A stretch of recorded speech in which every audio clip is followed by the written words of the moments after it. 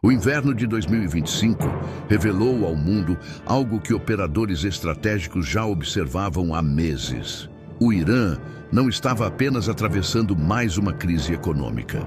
O país experimentava uma ruptura sistêmica, cuidadosamente conduzida para um ponto de não retorno. Quando manifestações eclodiram simultaneamente em todas as 31 províncias iranianas, a sincronia dos eventos deveria ter levantado a primeira bandeira vermelha.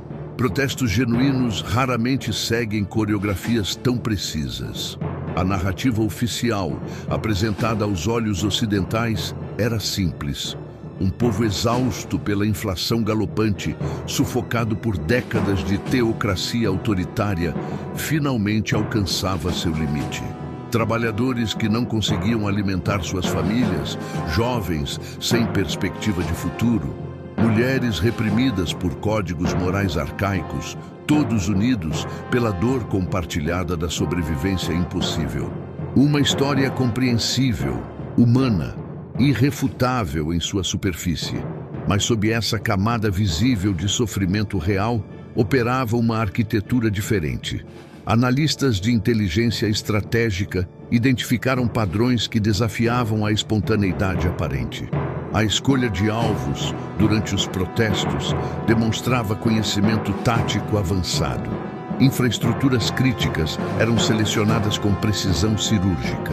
A escalada da violência seguia uma curva calculada, nunca excessivo o suficiente para justificar massacre imediato, mas sempre intensa o bastante para forçar resposta repressiva. O regime iraniano, acostumado a conter explosões populares com brutalidade preventiva, encontrou-se diante de um fenômeno diferente. Não se tratava apenas de multidões indignadas. Havia método na aparente desordem. Células de manifestantes demonstravam treinamento em táticas de dispersão rápida, comunicação criptografada e coordenação descentralizada. Técnicas que não surgem organicamente em levantes populares, mas que caracterizam operações de guerra irregular. Fontes ligadas aos serviços de segurança iraniano começaram a circular informações sobre prisões de indivíduos portando equipamentos de comunicação sofisticados, manuais de operação em farsi, com estrutura linguística característica de tradução profissional ocidental, e vínculos financeiros rastreados até redes nebulosas no Kurdistão iraquiano e nos Emirados Árabes. Cada elemento isolado poderia ser coincidência. O conjunto formava uma assinatura. A questão central não era se o descontentamento popular era real. Ele era visceralmente autêntico. A pergunta estratégica era outra. Quem identificou nesse descontentamento uma oportunidade operacional? Quem possuía os recursos, a expertise e a motivação geopolítica para transformar dor social em instrumento de desestabilização dirigida? A resposta apontava para os arquitetos invisíveis da guerra contemporânea, aqueles que aprenderam que revoluções coloridas e primaveras controladas podem alcançar objetivos estratégicos que invasões militares não conseguem mais justificar. O Irã entrara em ebulição, mas o fogo que consumia suas ruas havia sido aceso por muitas mãos. Algumas desesperadas pela sobrevivência, outras executando protocolos estabelecidos em salas secretas a milhares de quilômetros de Teherã. A primeira evidência da presença de forças externas não veio de documentos vazados ou confissões dramáticas. Veio da análise fria de padrões digitais. Especialistas em guerra informacional identificaram algo perturbador na ecologia das redes sociais iranianas durante as primeiras semanas de protestos. A narrativa estava sendo moldada com velocidade e coordenação impossíveis para movimentos orgânicos. Hashtags em farsi surgiam simultaneamente em plataformas distintas, com variações linguísticas que indicavam planejamento prévio e não criação espontânea. Vídeos de confrontos eram editados profissionalmente antes de sua disseminação massiva, com cortes estratégicos que maximizavam o impacto emocional, enquanto omitiam contextos que poderiam favorecer autoridades iranianas. A velocidade de tradução para inglês, árabe e hebraico de conteúdos gerados localmente sugeria infraestrutura preparada para amplificação internacional instantânea. Dentro do próprio Irã, manifestantes relatavam algo inusitado. Mensagens cifradas chegavam a grupos de oposição com orientações táticas específicas. Quando avançar, quando recuar, quais áreas evitar devido à concentração de forças de segurança. Essas informações demonstravam conhecimento de inteligência em tempo real sobre movimentação de tropas governamentais, algo acessível apenas através de monitoramento eletrônico sofisticado ou infiltração profunda nos sistemas de comando iraniano. O Mossad israelense construiu sua reputação lendária precisamente nessa capacidade de penetração profunda em territórios hostis. Décadas de operações clandestinas no Irã, sabotagens em instalações nucleares, assassinatos seletivos de cientistas, exfiltração de toneladas de documentos secretos, comprovavam não apenas presença, mas domínio operacional.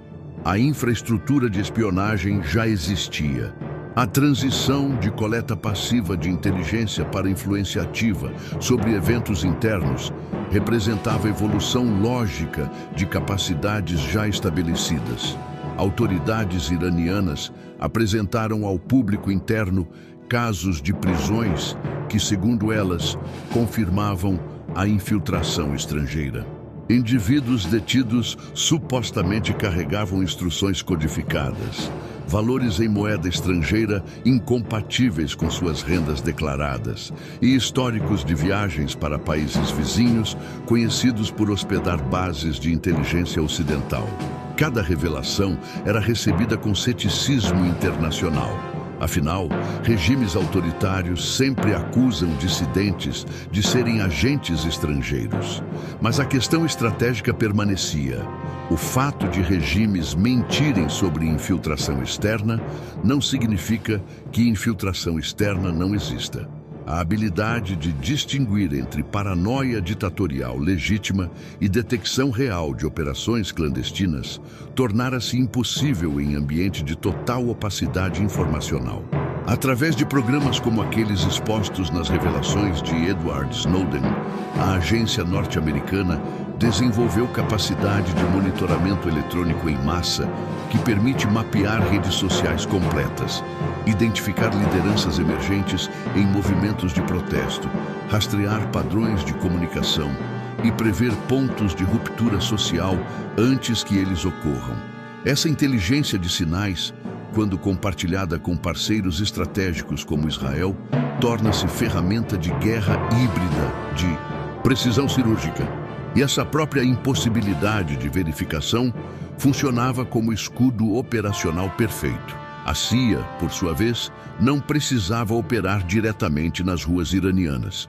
Seu papel na arquitetura de desestabilização moderna é mais sutil e abrangente.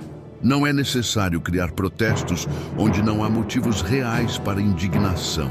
Basta identificar onde a indignação já existe e fornecer os meios para que ela se transforme em instabilidade estrategicamente útil. A diferença entre levante espontâneo e operação dirigida dissolve-se nessa zona cinzenta.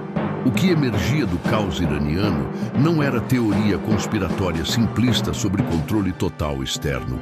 Era algo mais sofisticado e perturbador. A possibilidade de que inteligências ocidentais tivessem desenvolvido capacidade de catalisar e direcionar forças sociais autênticas, transformando o sofrimento real em arma geopolítica.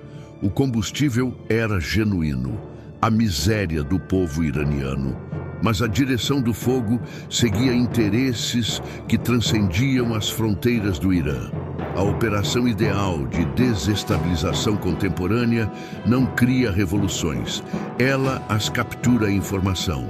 Essa distinção fundamental separa a guerra híbrida do século XXI das intervenções grosseiras do passado. Quando a CIA derrubou governos na América Latina durante a Guerra Fria, as marcas digitais eram visíveis demais. Golpes militares evidentes, financiamentos rastreáveis, operações que geravam blowback político internacional. A nova geração de operações aprendeu com esses erros. No caso iraniano, segundo a narrativa que circula entre analistas de inteligência estratégica, o trabalho preparatório começou anos antes das manifestações de 2025. Estruturas de influência foram construídas pacientemente através de organizações não governamentais, aparentemente neutras, programas de treinamento em direitos humanos para ativistas iranianos exilados, financiamento discreto de meios de comunicação em língua farsi, operando fora do país, e cultivo de redes digitais que pareciam espontâneas, mas seguiam a arquitetura de amplificação planejada. O elemento crítico dessa engenharia social é sua dualidade funcional. Cada componente serve propósito legítimo genuíno, enquanto simultaneamente cria infraestrutura ativável para objetivos estratégicos. Treinamento real em documentação de violações de direitos humanos também ensina técnicas de mobilização de massas. Financiamento legítimo de jornalismo independente também estabelece canais para disseminação de narrativas específicas quando necessário. Redes digitais autênticas de dissidentes também podem ser direcionadas quando interesses geopolíticos alinham-se com aspirações locais. A inteligência israelense, enfrentando a ameaça existencial representada pelo programa nuclear iraniano e pela projeção de poder regional do regime teocrático, tinha motivação estratégica clara para buscar desestabilização interna do Irã. Ataques militares diretos contra instalações nucleares iranianas sempre carregaram risco de escalada catastrófica. Sabotagens cibernéticas, como o Stuxnet, alcançaram resultados táticos, mas não alteraram a equação estratégica fundamental. A solução ideal seria enfraquecer o regime por dentro, corroendo sua legitimidade interna e forçando-o a destinar recursos da projeção externa para a contenção da crise doméstica. Para operadores do Mossad, com décadas de experiência em território iraniano, a infraestrutura necessária já existia. Redes de colaboradores locais estabelecidas para espionagem nuclear poderiam ser redirecionadas para mapeamento de tensões sociais. Sistemas de comunicação clandestina desenvolvidos para exfiltração de cientistas poderiam transmitir orientações táticas para células de protesto. A capacidade técnica de hackear sistemas de vigilância estatal iraniana poderia fornecer aos manifestantes informação privilegiada sobre movimentação de forças de segurança. A cooperação entre Mossad e CIA nesse contexto representaria divisão lógica de trabalho. Israel forneceria presença humana no terreno, conhecimento íntimo da sociedade iraniana e ousadia operacional, característica de serviço de inteligência de país pequeno, enfrentando ameaças existenciais. Estados Unidos contribuiriam com recursos tecnológicos de monitoramento em escala, capacidade de processamento de Big Data para identificar padrões sociais e alcance diplomático para amplificar internacionalmente narrativas de crise humanitária iraniana. O timing da escalada dos protestos não era acidental nessa leitura estratégica. O inverno de 2025 ocorreu em momento de particular vulnerabilidade iraniana. Economia devastada por sanções acumuladas, reservas de moeda estrangeira esgotadas, inflação corroendo o poder de compra da classe média e elite governante dividida entre facções sobre como responder a pressões internas e externas. Essa janela de fragilidade sistêmica foi identificada, mapeada e explorada. A escalada coordenada da violência seguiu lógica de criação de dilemas para o regime. Resposta branda seria interpretada como fraqueza, incentivando mais protestos. Resposta brutal geraria indignação internacional e mais combustível para a mobilização interna. Cada escolha disponível para autoridades iranianas as empurrava para território desfavorável. Esse encurralamento estratégico não emerge de caos genuíno. É assinatura de planejamento operacional sofisticado. Manifestantes nas ruas de Teherã, Isfahan e Shiraz não eram marionetes conscientes de mestres estrangeiros. Sua raiva era autêntica, seu sofrimento real, suas demandas legítimas. Mas ao redor desse núcleo genuíno de indignação popular, forças invisíveis operavam camadas adicionais de influência, amplificação seletiva de certos gritos e silenciamento de outros, direcionamento tático de confrontos para maximizar impacto político e construção narrativa que transformava a crise doméstica em crise de legitimidade internacional do regime iraniano. A guerra informacional moderna não funciona através de controle direto de narrativas, mas através de amplificação estratégica de tendências já existentes. Apareceram simultaneamente em canais específicos do Telegram, conhecidos por ligações com grupos de oposição iraniana no exílio, em plataformas como Twitter, através de contas com históricos suspeitos de coordenação, e em websites de notícias de nicho que frequentemente servem como pontos de lançamento para narrativas que depois migram para a mídia mainstream.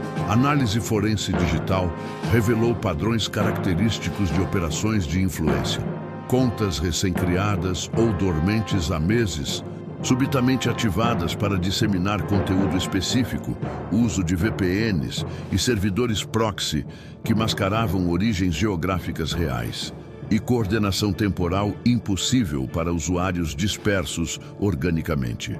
Quando as primeiras imagens de confrontos em Teherã começaram a circular, elas não emergiram organicamente nas redes sociais globais. Bots e trolls não dominavam o cenário.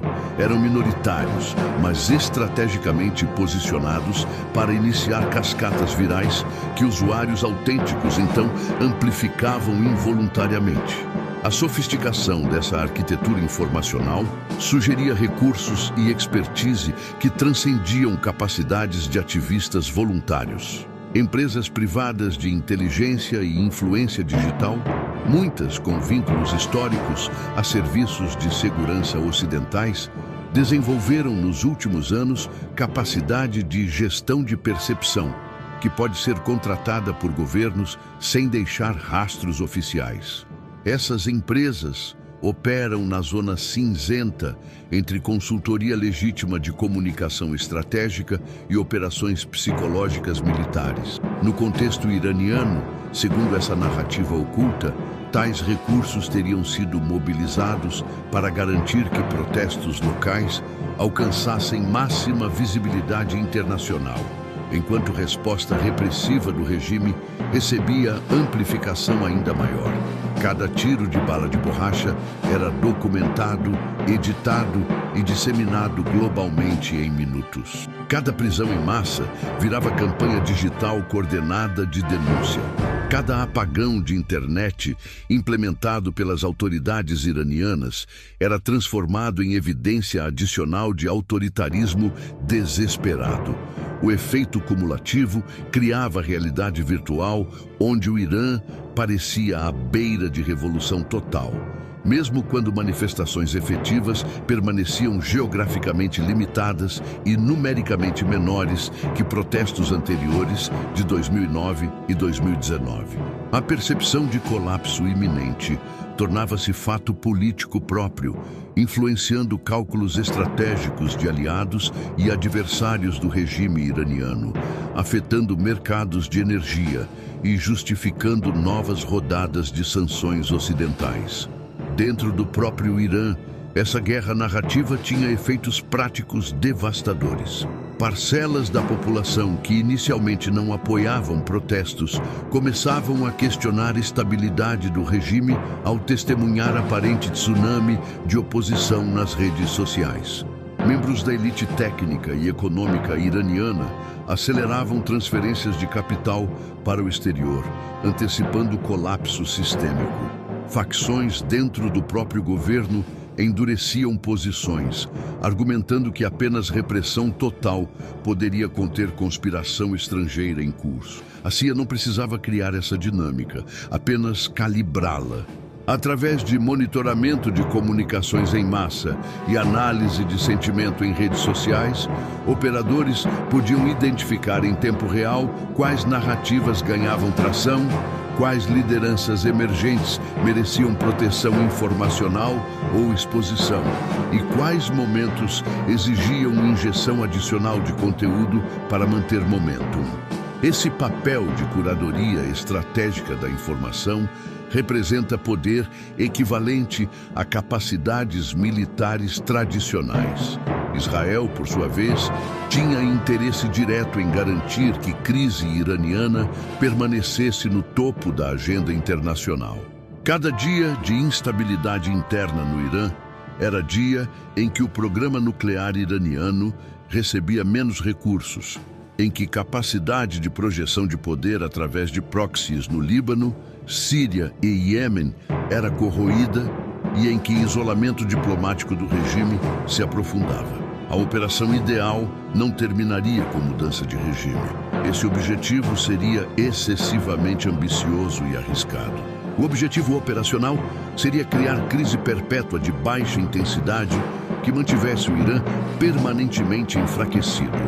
A repressão brutal do regime iraniano, longe de frustrar essa estratégia, a alimentava. Cada manifestante morto tornava-se mártir digital. Cada onda de prisões gerava nova indignação.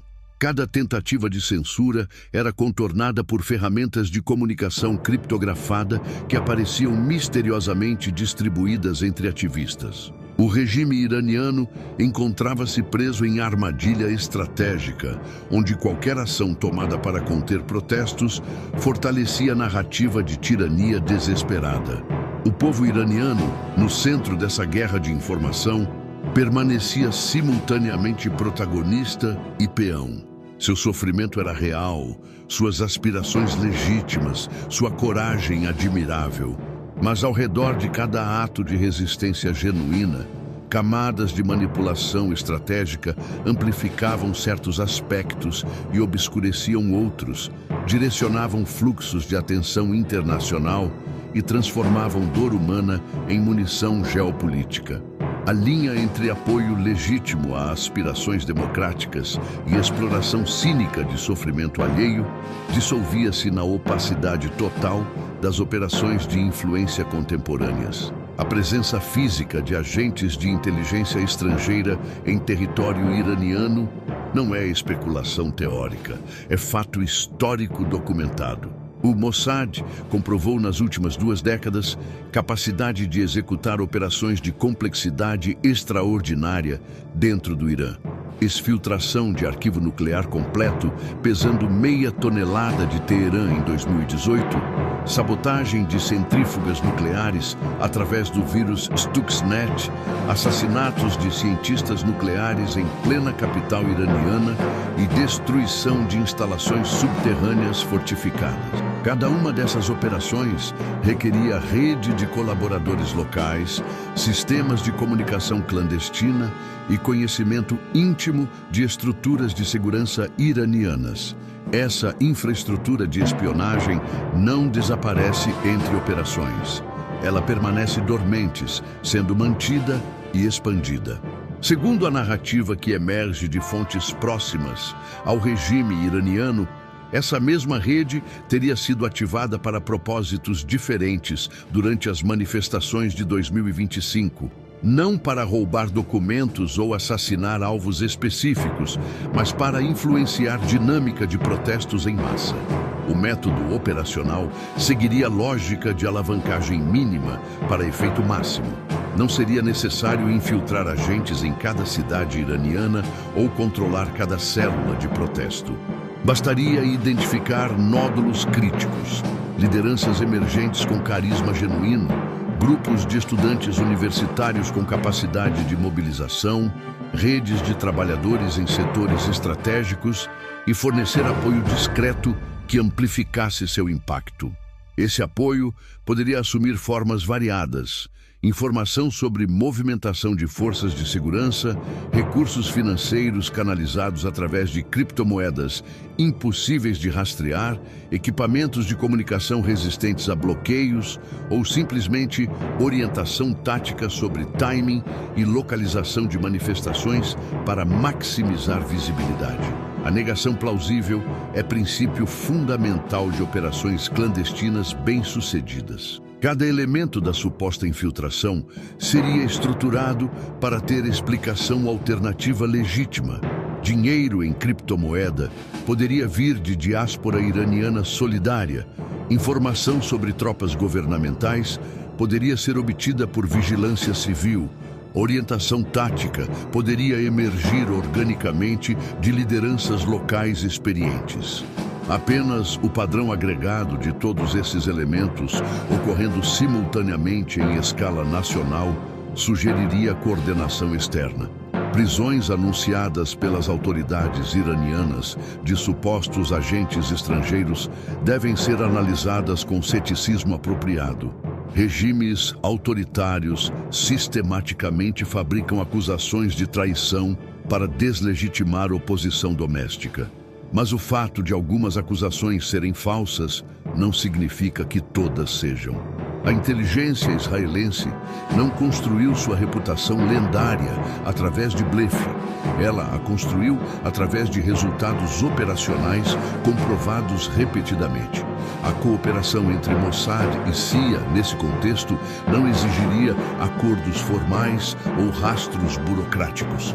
Serviços de inteligência de países aliados compartilham informação rotineiramente através de canais estabelecidos. Israel poderia fornecer inteligência humana coletada por sua rede dentro do Irã.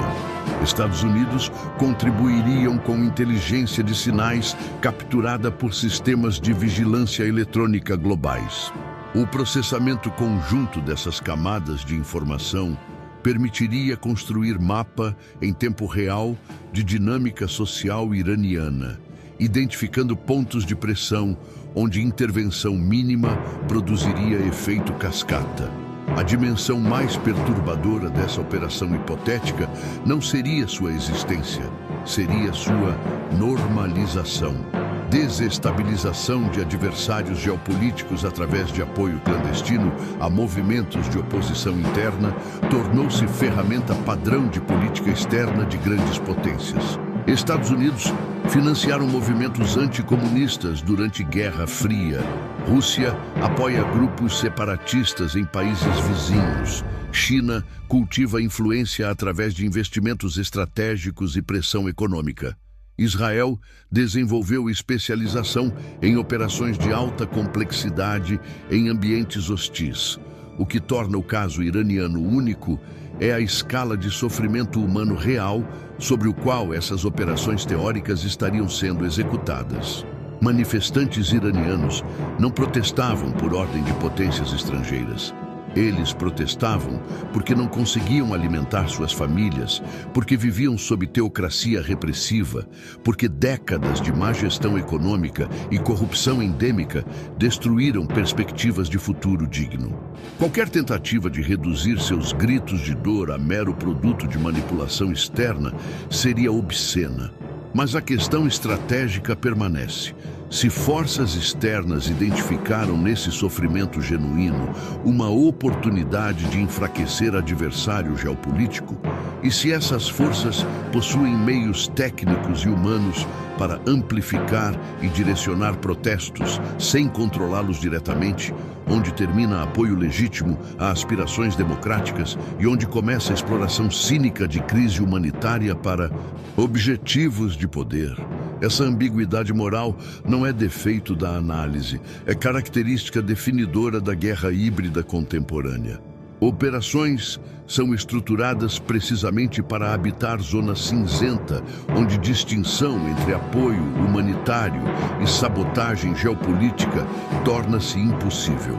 E enquanto analistas debatem intenções e métodos, pessoas reais morrem nas ruas de cidades iranianas, presas entre brutalidade de regime autoritário e possível instrumentalização de seu sofrimento por potências externas. A crise iraniana de 2025 não existia em vácuo geopolítico. Ela se desenrolava em momento de realinhamento profundo do sistema internacional, onde blocos de poder emergentes desafiavam a hegemonia ocidental construída após Guerra Fria. O Irã havia se tornado peça crítica nesse tabuleiro expandido, não por sua força econômica ou militar intrínseca, mas por sua posição em redes de resistência ao poder norte-americano e israelense.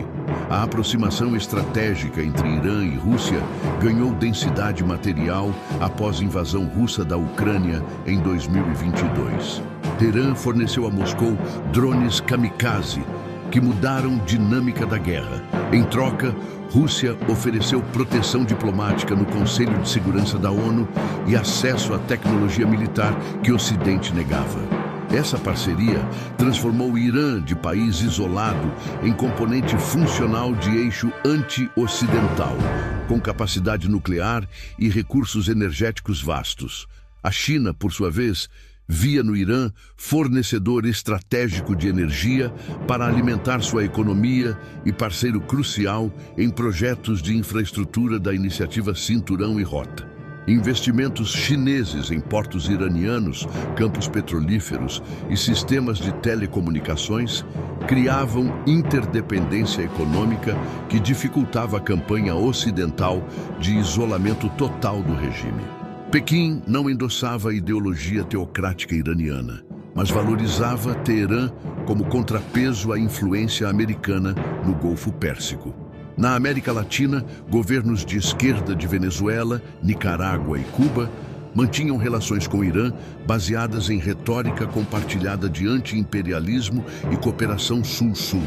Essas conexões eram mais simbólicas que materialmente significativas, mas reforçavam a narrativa iraniana de liderança de mundo não alinhado, resistindo a ditames ocidentais.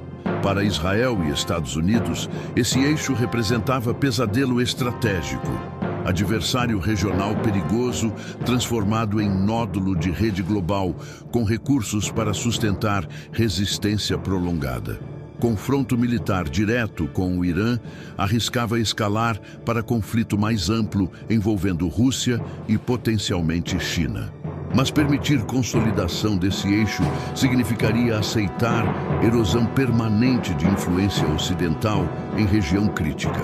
A desestabilização interna do Irã surgia nesse contexto como solução elegante para dilema estratégico insolúvel.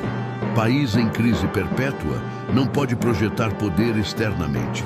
Regime forçado a destinar recursos para a contenção de protestos domésticos tem menos capital político e financeiro para investir em proxies no Líbano, Síria, Iêmen e Iraque. Governo iraniano, percebido como ilegítimo por sua própria população, perde credibilidade em seu papel de líder de resistência regional. A guerra na Síria fornecia exemplo ilustrativo dessa lógica. Irã investiu bilhões de dólares e enviou milhares de combatentes para sustentar o regime de Bashar al-Assad, garantindo o corredor terrestre até Hezbollah no Líbano e presença militar permanente próxima a fronteiras israelenses. Cada dólar e cada combatente desviado para conter crises internas era dólar e combatente não disponível para consolidar posição estratégica na Síria. Analistas russos observavam com preocupação a instabilidade iraniana. Moscou dependia de Teherã para manter pressão sobre interesses ocidentais no Oriente Médio, enquanto Rússia estava ocupada na Ucrânia. Colapso do regime iraniano, ou mesmo sua paralisia prolongada, forçaria a Rússia a realocar recursos escassos para preencher vácuo de poder sobrecarregando capacidades já esticadas ao limite. China, menos dependente de Irã que Rússia, mas igualmente investida em ordem multipolar, também via com apreensão possível mudança de regime em Teherã. Precedente de potência ocidental bem-sucedida em derrubar governo hostil através de apoio a protestos internos, poderia ser replicado contra interesses chineses em outras regiões. Protestos em Hong Kong e Xinjiang já haviam gerado suspeitas chinesas de interferência externa. Irã colapsando reforçaria essas percepções. Ironia estratégica emergia dessa configuração.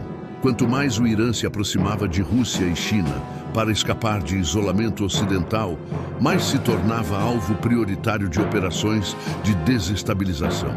A própria busca de segurança através de alianças anti-ocidentais aumentava a ameaça percebida que Teherã representava, justificando esforços mais intensos para enfraquecê-lo. Autoridades iranianas compreendiam essa dinâmica perfeitamente.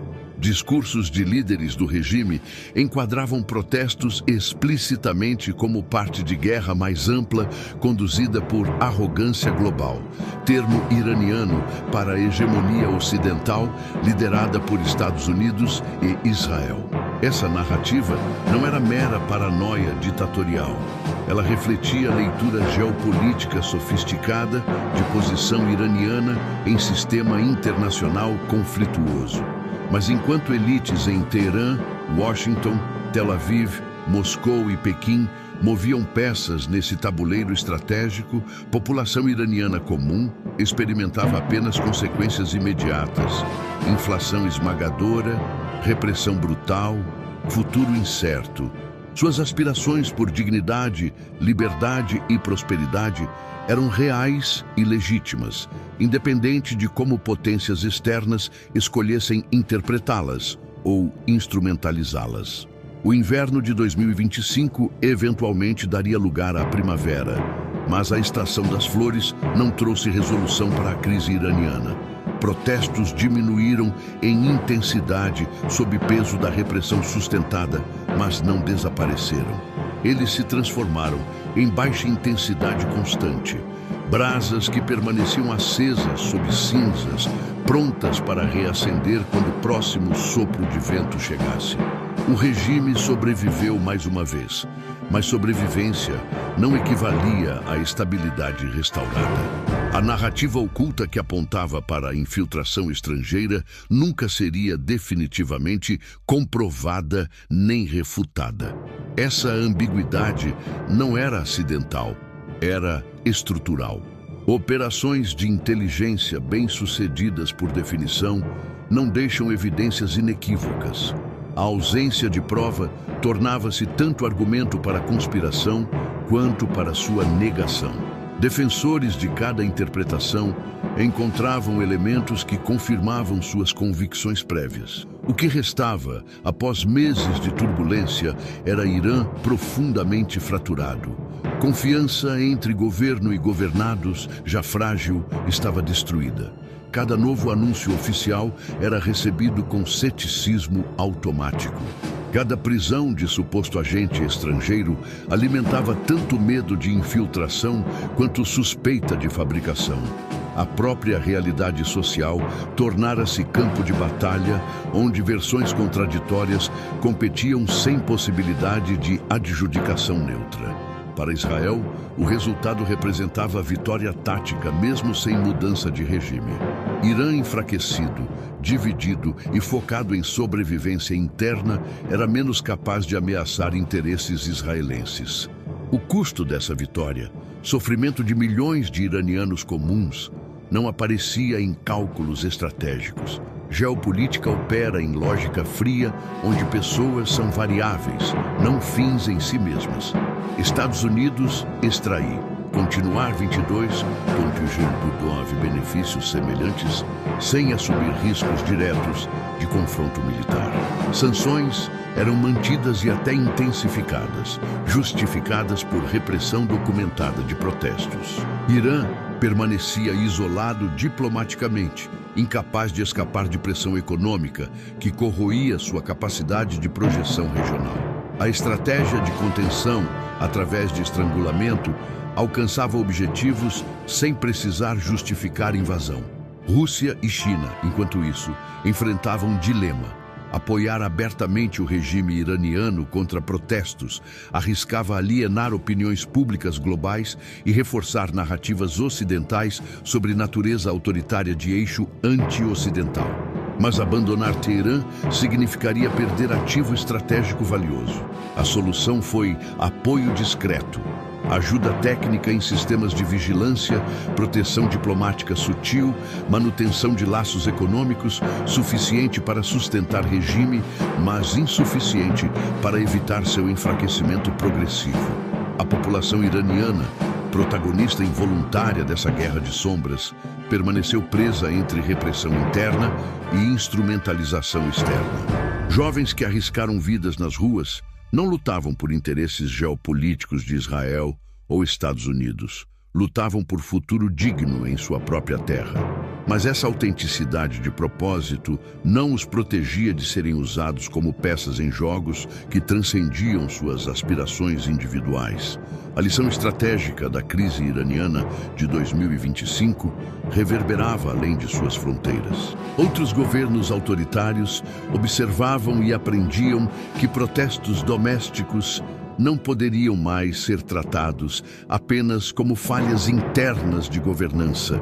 Precisavam ser analisados também como potenciais vetores de guerra híbrida conduzida por adversários externos. Essa paranoia, mesmo quando exagerada, justificava repressão preventiva e fechamento de espaços democráticos.